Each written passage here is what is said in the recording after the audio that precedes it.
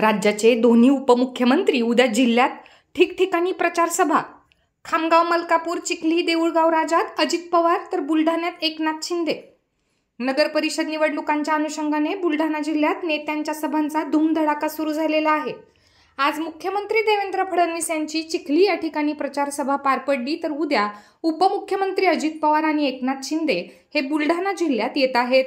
उपमुख्यमंत्री अजित पवार हे खामगाव, मलकापूर, चिखली आणि देऊळगाव राजा या ठिकाणी सभा घेत आहेत, तर एकनाथ शिंदे यांची बुलढाण्यात सभा पार पडणार आहे।